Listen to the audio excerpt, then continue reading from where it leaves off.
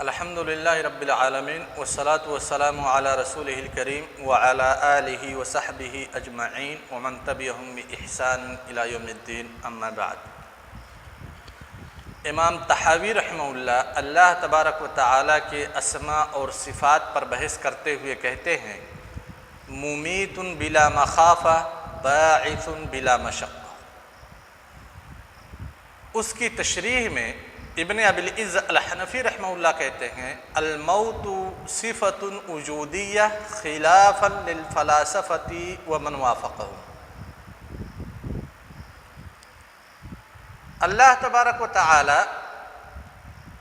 بغیر کسی خوف کے موت سے دوچار کرنے والا ہے اور بغیر کسی مشقت اور تعب کے موت کے بعد لوگوں کو دوسری زندگی دینے والا ہے۔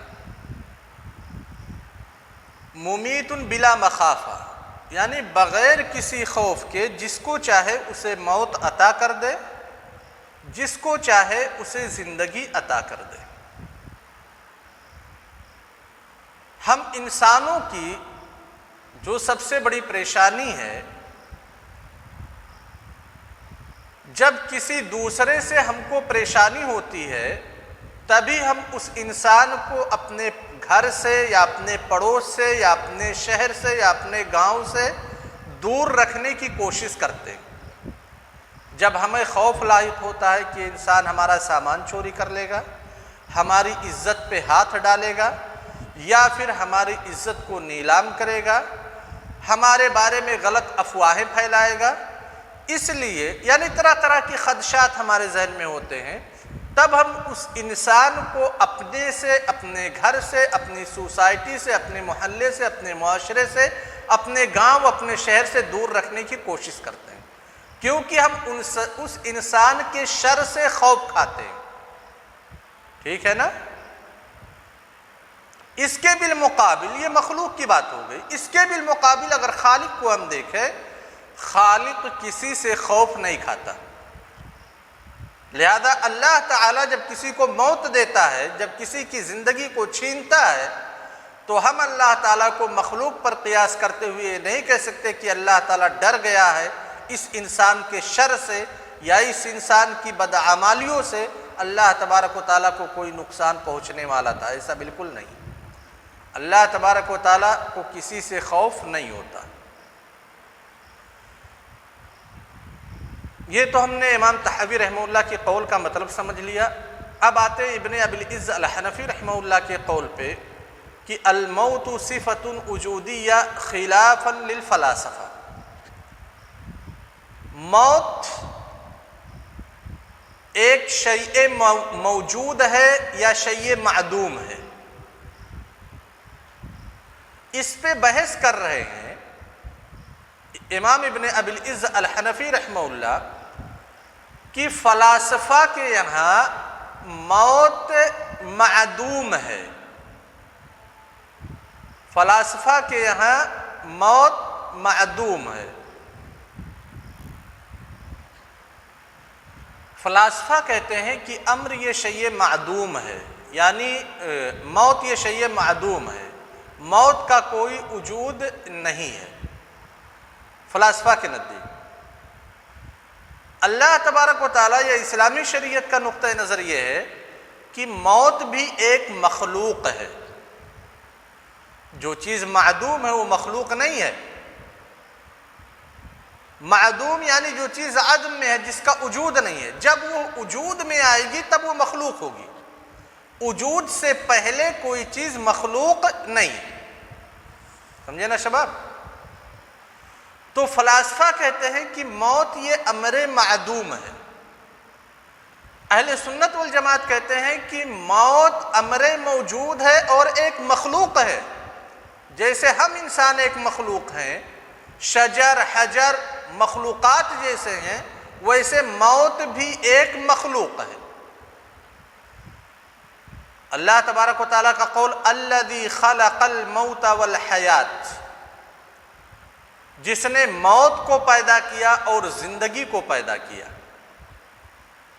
لہذا واضح دلیل ہے کہ موت ایک ایسی چیز ہے جو مخلوق ہے، یعنی اللہ تعالیٰ کی مخلوقات میں سے ایک مخلوق کا نام موت ہے، اور جو بھی مخلوق ہے وہ شیء محسوس ہے۔ اللہ تبارک و تعالی نبی کریم صلی اللہ علیہ وسلم اس موت کے بارے میں، یعنی شیء محسوس کے بارے میں، جس کو فلاسفہ معدوم قرار دیتے ہیں، اس موت کے بارے میں ارشاد فرماتے ہیں اذا دخل اہل الجنت الجنہ و اہل النار النار، جب سارے جنت میں داخل ہونے والے لوگ جنت میں داخل ہو جائیں گے اور سارے جہنم کے مستحقین لوگ جہنم میں داخل ہو جائیں گے، جیء بالموت کأنہ کبش، موت کو لایا جائے گا ایک میڈھے کی شکل میں، دمبے کی شکل میں، جنت اور جہنم کے مابین اسے کھڑا کیا جائے گا، فیقال یا اہل الجنت هل تعرفون هذا، کہا جائے گا کہ اے جنتیوں کیا تم لوگ اس چیز کو پہچانتے ہو؟ تو جنت میں رہنے والے لوگ آپس میں ایک دوسرے کی طرف دیکھیں گے، کہیں گے ہاں ھذا الموت، یہ موت ہے۔ اسی طرح سے جہنمیوں سے سوال کیا جائے گا کیا تم اس چیز کو پہچانتے ہو؟ کہیں گے ہاں یہ موت ہے۔ اس کے بعد موت کو ذبح کر دیا جائے گا۔ جنتیوں سے کہا جائے گا کہ ابدیت کی زندگی گزارو، موت نہیں آئے گی، جہنمیوں سے کہا جائے گا کہ ابدیت کی زندگی گزارو، موت نہیں آئے گی۔ اس حدیث میں محل شاہد دو چیزیں، ایک تو موت مخلوق ہے، اس کو ذبح کیا جائے گا فلاسفہ کے خلاف، اور دوسری چیز جو اہل سنت والجماعت اعتقاد رکھتے ہیں کہ موت یہ شیء محسوس ہے۔ اگر شیء محسوس نہ ہوتی موت تو پھر اہل جنت یا اہل نار موت کو دیکھ کر کے نہیں پہچان پاتے کہ یہ موت ہے، لیکن اللہ کے رسول صلی اللہ علیہ وسلم کیا خبر دے رہے ہیں کہ جب ان سے سوال کیا جائے گا کیا اس چیز کو جانتے ہو، تو جنتی کیا جواب دیں گے؟ ہاں جانتا ہوں یہ موت ہے۔ جہنمی کیا جواب دیں گے؟ ہاں جانتا ہوں یہ موت ہے۔ لہذا موت ایک مخلوق ہے اور شیء محسوس ہے، لوگ اس کو دیکھیں گے بھی، لوگ جانتے بھی ہیں۔ اگر ہم فلاسفہ کے اس قول کو مان لیں کہ امر معدوم ہے، یعنی موت مخلوق نہیں ہے، امر معدوم ہے، تو کیا اللہ تبارک و تعالیٰ سے یہ چیز بعید ہے کہ اللہ تبارک و تعالیٰ ایک معدوم شے کو جوہر میں منتقل نہ کر دے، جسم میں منتقل نہ کر دے؟ بالکل یہ شے معقول ہے، اللہ تعالیٰ سے بالکل بعید نہیں ہے۔ جیسے جو ہم اعمال کرتے ہیں، جو بھی ہم اعمال انجام دیتے ہیں، جو بولتے ہیں، لکھتے ہیں، پڑھتے ہیں، عبادت کرتے ہیں، ثواب کا کام کرتے ہیں، گناہوں کا کام کرتے ہیں، کر لینے کے بعد جو ہم سے افعال صادر ہوتے ہیں، کیا ان افعال کا کوئی جسم ہے، کوئی وجود ہے؟ ہاں شباب، جو ہم افعال کر چکے ہیں، کیا ہم ان افعال کے ختم ہو جانے کے بعد جب ہم کر چکتے ہیں تو کیا ان افعال کو ہم دیکھ سکتے ہیں؟ نہیں دیکھ سکتے نا۔ لیکن اللہ تعالی ان افعال کو قیامت کے دن ایک جسم کی شکل دے دے گا، ایک جسم کی شکل۔ تبھی تو اللہ کے رسول صلی اللہ علیہ وسلم نے یہ مشہور حدیث بیان کی ہے کہ لوگوں کے اعمال کو ایک میزان میں رکھا جائے گا، کلمتان ثقیلتان فی المیزان، کلمتان خفیفتان علی اللسان ثقیلتان فی المیزان۔ لہذا جو کلمہ جو ہم منہ سے ادا کرتے ہیں، اس کا کوئی جسم نہیں ہوتا، وہ صرف جب ہم بولتے ہیں اس وقت کوئی آدمی سنتا ہے۔ اب ہم چاہیں کہ اس کو ایک حیت کی شکل دے دیں، ایک شکل دے دیں، ایک حیت دے دیں جو ہم بولے ہیں، تو یہ ممکن نہیں ہے۔ لیکن اللہ تعالیٰ اس کو میزان میں رکھے گا قیامت کے دن، لہذا اس کو جسم عطا کر دے گا، اس کو ہیئت عطا کر دے گا، تو جو ہمارے افعال کی ہیئت عطا کر سکتا ہے، جو ہمارے الفاظ کو جسم عطا کر سکتا ہے، کیا وہ موت کو جسم کی شکل نہیں عطا کر سکتا؟ موت کو ہیئت کی شکل نہیں عطا کر سکتا؟ بالکل کر سکتا ہے۔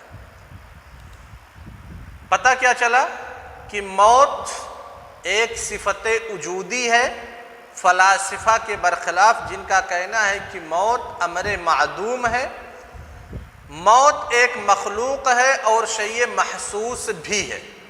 یہ اہل سنت والجماعت کا اعتقاد ہے، اور اس اعتقاد پہ قرآن اور احادیث دال ہیں، اور انہی کی روشنی میں اہل سنت والجماعت نے اپنا یہ عقیدہ بنایا۔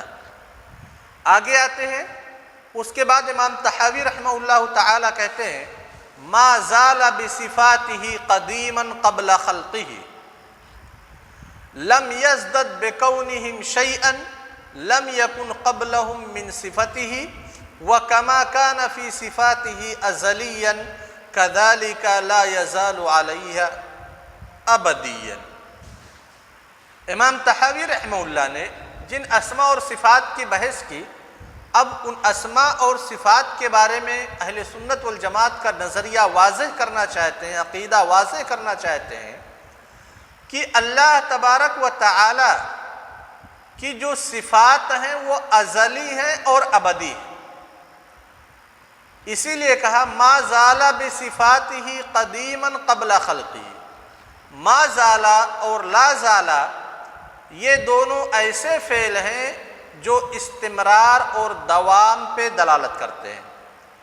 ما زال ماضی میں دوام پہ دلالت کرتا ہے، اور لا یزال مستقبل کے استمرار پہ دلالت کرتا ہے۔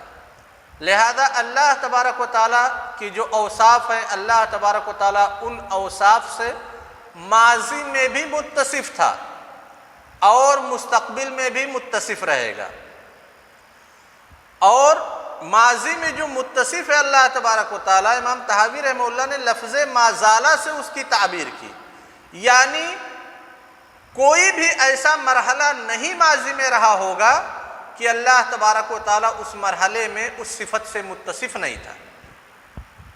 جن اوصاف سے اللہ تعالیٰ نے اپنے آپ کو متصف کیا ہے، وہ اوصاف اگر ذاتیہ ہیں تو اللہ تبارک و تعالیٰ ماضی میں بھی ان اوصاف سے متصف تھا، ان اوصاف کا دوام اللہ تبارک و تعالیٰ کے ساتھ ماضی میں تھا، اور مستقبل میں بھی اللہ تبارک و تعالیٰ ان صفات سے متصف رہے گا۔ کہتے ہیں ما زال بصفاتہ قدیما قبل خلقہ۔ قبل خلقہ یعنی قبل وجود الخلق، مخلوقات کی پیدائش یا مخلوق کی تخلیق سے پہلے اللہ تبارک و تعالیٰ ان تمام صفات سے متصف تھا۔ لم یزدد بکونہم شیئا، یعنی مخلوقات کی جب تخلیق ہوئی تو ان کی تخلیق سے اللہ تبارک و تعالیٰ کی کسی بھی صفت میں کوئی زیادتی، کوئی اضافہ نہیں ہوا۔ ایسا نہیں ہے کہ اللہ تعالیٰ جن صفات سے مخلوق کی تخلیق سے پہلے متصف تھا ان میں کوئی کمی تھی، پھر مخلوق کی تخلیق کی تو اس کمی کا ازالہ ہو گیا اور اللہ تبارک و تعالیٰ کو صفت کمال حاصل ہو گیا۔ ایسا بالکل نہیں۔ اللہ تبارک و تعالیٰ کو صفت کمال ازل سے ماضی میں ازلیت کے ساتھ اور مستقبل میں ابدیت کے ساتھ اللہ تبارک و تعالیٰ اپنی صفات کمال سے متصف ہے۔ اس کے بعد کہہ رہے ہیں وَكَمَا كَانَ فِي صِفَاتِهِ أَزَلِيًّا۔ ازلیاً یعنی ایسا استمرار جس کا کوئی نہایہ نہ ہو، جس کی کوئی انتہا نہیں ہے۔ وَكَمَا كَانَ فِي صِفَاتِهِ أَزَلِيًّا كَذَلِكَ لَا يَزَالُ عَلَيْهَا أَبَدِيًّا۔ اس جملے کا مطلب یہ ہے کہ اللہ تبارک و تعالیٰ ازل اور ابد سے صفات کمال سے موصوف ہے۔ مخلوقات کے وجود نے اللہ تبارک و تعالیٰ کی صفات کمال میں کسی چیز کی زیادتی نہیں کی ہے اور نہ ہی کسی چیز کی کمی کی ہے۔ اللہ تبارک و تعالیٰ ارشاد فرماتے ہیں ان اللہ کان سمیعا بصیرا، ان اللہ کان عزیزا حکیما، ان اللہ کان علیما حکیما، ان اللہ کان غفورا رحیما۔ لہذا اس طرح کے تمام وہ صیغے ہیں جو استمرار پہ دلالت کرتے ہیں۔ سمجھ گئے نا شباب؟ جب ہم کہتے ہیں یہ جو قاعدہ بتلایا امام طحاوی نے، اس کا فائدہ کیا ہے؟ جب ہم اللہ تبارک و تعالیٰ کو کہتے ہیں کہ اللہ تعالیٰ کا نام حی ہے اور اللہ تعالیٰ حیات سے متصف ہے، حیات ایک صفت ہے، صفت ذاتی ہے اللہ تبارک و تعالیٰ کی، تو ہمیں یہ سمجھنا چاہیے کہ اللہ تبارک و تعالیٰ جب صفت حیات سے متصف ہے تو کیا ماضی میں کبھی ایسا وقت رہا ہوگا کہ اللہ تبارک و تعالیٰ کے پاس صفت حیات نہ ہو؟ ہاں شباب، مستقبل میں کوئی ایسا وقت آئے گا کہ اللہ تبارک و تعالیٰ صفت حیات سے محروم ہو جائے؟ اسی چیز کو ثابت کرنے کے لیے قاعدہ بیان کیا کہ ازل سے اللہ تبارک و تعالیٰ اپنی صفات کمال سے متصف ہے اور ابد تک، یعنی ایسا ابد جس کا کوئی نہایہ نہیں ہے، جس کی کوئی انتہا نہیں۔ سمجھ گئے نا؟ اللہ تعالیٰ علیم ہے، اللہ تعالیٰ سمیع ہے، اللہ تعالیٰ بصیر ہے، اللہ تبارک و تعالیٰ کلام کرتا ہے۔ کیا ماضی میں کوئی ایسا زمانہ تھا کہ اللہ تبارک و تعالیٰ صفت کلام سے محروم رہا ہو، یا اللہ تعالیٰ صفت سماع سے محروم رہا ہو، یا صفت بصر سے محروم رہا ہو، یا مستقبل میں کوئی ایسا وقت آئے گا کہ اللہ تعالیٰ اس صفت سے محروم ہو جائے؟ نہیں، کیونکہ اللہ تعالیٰ مخلوق کے مانند نہیں ہے۔ اسی لیے کہا کہ جب مخلوق کی تخلیق اللہ تبارک و تعالیٰ نے کی تو مخلوق کی تخلیق نے اللہ تعالیٰ کی کسی بھی صفت میں اضافہ نہیں کیا۔ اضافہ کب کرے گا؟ جب پہلے کوئی نقص ہوگا تب نا۔ جب ابتدا ہی میں نقص نہیں ہے تو پھر اس میں اضافے کی کیا ضرورت ہے؟ اور در حقیقت اس میں رد ہے ان لوگوں کا، آگے تذکرہ آئے گا، کہ جو متکلمین ہیں یعنی معتزلہ وغیرہ یہ کہتے ہیں اللہ تعالیٰ پہلے صفت کلام سے متصف نہیں تھا، کہتے ہیں پہلے اللہ تعالیٰ صفت کلام سے متصف نہیں تھا، جب اللہ تعالیٰ نے بات کیا تب کلام کی صفت سے متصف ہوا۔ وہ لوگ جو کلام کو صفت مانتے ہیں، معتزلہ تو کلام کو مخلوق مانتے ہیں، یعنی اللہ تعالی رب کی صفت سے کب متصف ہوا؟ جب مخلوقات کو پیدا کیا۔ خالق کی صفت سے کب متصف ہوا؟ جب مخلوقات کو پیدا کیا۔ رازق کی صفت سے کب متصف ہوا؟ جب مخلوقات کو رزق عطا کیا۔ تو انہی لوگوں پر تردید ہے کہ ایسی بات بالکل نہیں۔ مخلوق کی تخلیق سے پہلے اللہ تعالیٰ صفت خلق، صفت رزق، صفت حیات، صفت سمع، صفت بصر، ساری صفات سے متصف تھا، اور جب مخلوق پیدا ہوئی، مخلوق کی تخلیق اللہ تبارک و تعالیٰ نے کی تو اس کی تخلیق نے کسی چیز میں اضافہ نہیں کیا۔ اب یہاں پہ ایک چیز جان لینا بہت ہی ضروری ہے کہ صفات، اللہ تبارک و تعالیٰ کی صفات کی دو قسمیں ہیں، ایک ہے صفات ذاتیہ اور ایک ہے صفات فعلیہ۔ سمجھ گئے نا؟ جس صفت پہ بات ہو رہی ہے ابھی کہ اللہ تبارک و تعالیٰ اس صفت سے متصف ہے ازل میں بھی اور ابد میں بھی، یہ صفات ذاتیہ ہیں۔ صفات ذاتیہ کیسے فرق کریں گے صفات ذاتیہ اور صفات فعلیہ میں؟ صفات ذاتیہ یہ اللہ تبارک و تعالیٰ کی ذات کے ساتھ ملزوم ہے، اللہ تبارک و تعالیٰ کی ذات کے ساتھ ملزوم ہے، جو کبھی بھی اللہ تعالیٰ کی ذات سے جدا نہیں ہو سکتی۔ جیسے حیات، کیا زندگی اللہ تبارک و تعالیٰ کی ذات سے کبھی جدا ہو سکتی ہے؟ نہیں۔ علم، سمع، بصر، القدرہ، الرحمہ، القیومیہ، یہ ساری صفات صفات ذاتیہ ہیں، اللہ تبارک و تعالیٰ کی ذات کے ساتھ ملزوم ہیں، کبھی اللہ تعالیٰ کی ذات سے منفک اور جدا نہیں ہو سکتی۔ صفات فعلیہ جن کا حدوث کبھی ہوگا کبھی نہیں ہوگا، یعنی جن کا وجود کبھی ہوگا کبھی نہیں ہوگا۔ سمجھ میں آئی بات شباب؟ جیسے الاستواء علی العرش، اللہ تعالی نے جب عرش کو بنایا تب اللہ تبارک و تعالی عرش پر مستوی ہوا نا، کہ اس سے پہلے عرش کے بنانے سے پہلے اللہ تعالی عرش پر مستوی تھا؟ نہیں نا۔ ایسے ہی صفت نزول، اللہ تعالیٰ سمائے دنیا پہ نازل ہوتے ہیں، جب سمائے دنیا بنایا تب اللہ تعالیٰ سمائے دنیا پہ نازل ہونا شروع کیا نا۔ کب تک نازل ہوتا رہے گا؟ جب تک یہ آسمان باقی رہے گا، کہ اس کے بعد بھی اللہ تعالیٰ سمائے دنیا پہ نازل ہوگا۔